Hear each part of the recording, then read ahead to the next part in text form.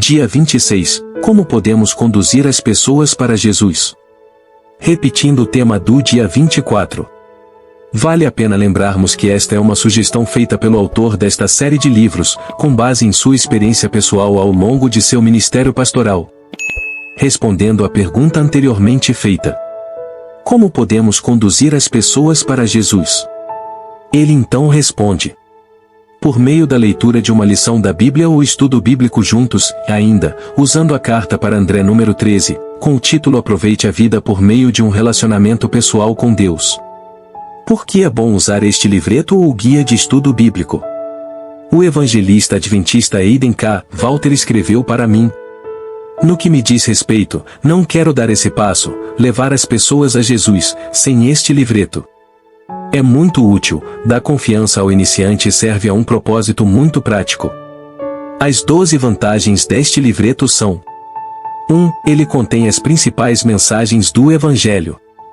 2. O leitor não tem apenas declarações individuais, muitas vezes enganosas, mas tem o Evangelho em contexto.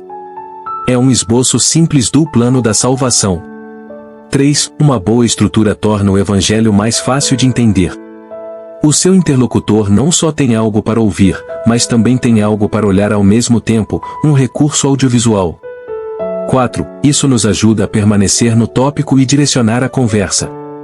5. Começa de forma positiva, ou seja, com o amor de Deus por nós. 6. Isso leva a implementar o que é ouvido de uma forma natural. 7. Existem sugestões de crescimento e isso mostra a importância da igreja. 8. Você pode se concentrar melhor na pessoa com quem está falando, pois sabe o que quer dizer. 9. Ajuda você a iniciar uma conversa sobre questões de fé.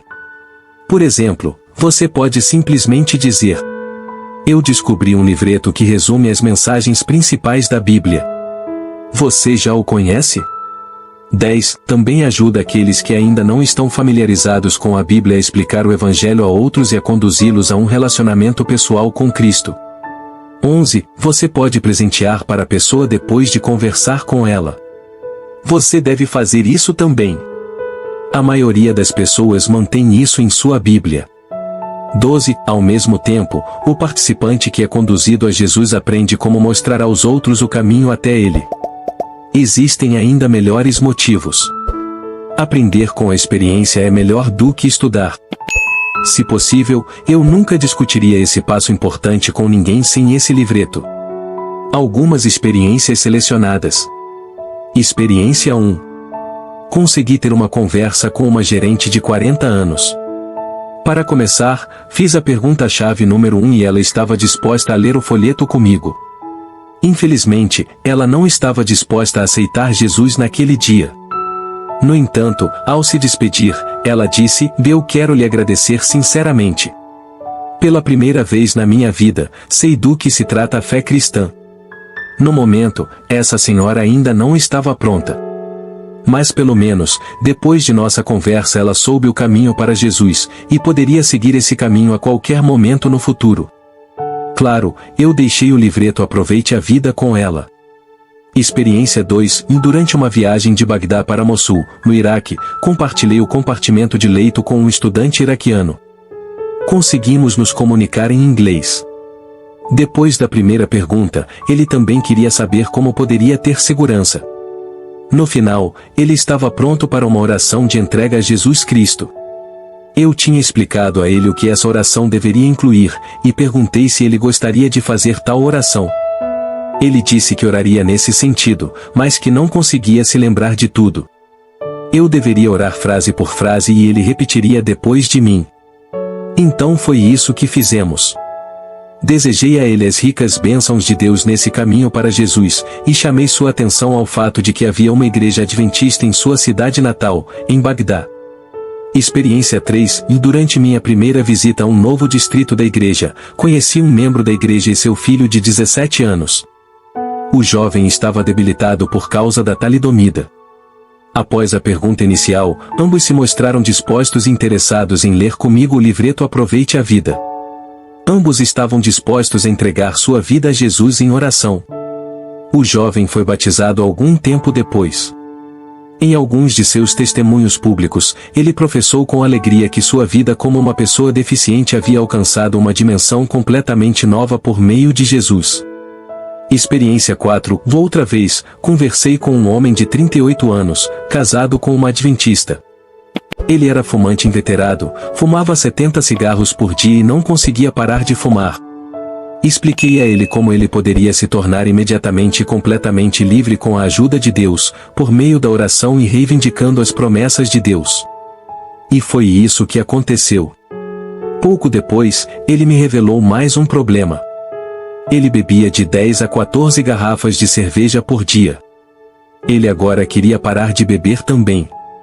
Oramos novamente e o Senhor o libertou completamente do álcool. Da próxima vez que o encontrei, li o livreto Aproveite a Vida com ele. Ele estava aberto às perguntas e pensamentos. Depois de fazermos a oração de entrega juntos, perguntei a ele, e supondo que você morra essa noite, você estaria salvo? Ele respondeu: claro. Sua esposa ficou espantada. Então ele explicou. Jesus respondeu à minha primeira oração e me libertou do fumo. Na minha segunda oração ele me libertou do álcool e, uma vez que eu o convidei em minha vida, ele entrou em minha vida. Então, estou salvo. Ele estava certo. Ele então começou a fazer o culto matinal com sua querida esposa. Ele estava pronto para os estudos bíblicos e logo foi batizado. Que pergunta inicial pode ser usada para motivar, de forma respeitosa e direta, a leitura da carta para André número 13 ou aproveite a vida ou com um amigo, levando a um relacionamento pessoal com Deus? Eu pergunto. Posso fazer uma pergunta muito importante? Todo mundo sempre responde sim. Mesmo que conversássemos sobre coisas completamente diferentes, eu sempre conseguia ir direto ao ponto principal com essa pergunta. Então eu pergunto. Pergunta-chave número 1. Supondo que você morresse hoje de um ataque cardíaco ou acidente de trânsito, você teria a certeza da vida eterna com Jesus Cristo? A resposta geralmente é o não, às vezes o eu espero o e raramente o sim. Nunca comento essas respostas. Só quando alguém responde o sim ou eu pergunto a pergunta-chave primeira. Eu então falo. Pergunta-chave número 1. Posso te fazer outra pergunta? Sempre recebo a permissão deles, então perguntava. Supondo que Deus lhe perguntasse, por que você acredita que pode ir para o céu? A resposta mostra se uma pessoa confia na justificação pelas obras ou na justificação pela fé. Também nunca comento essa resposta.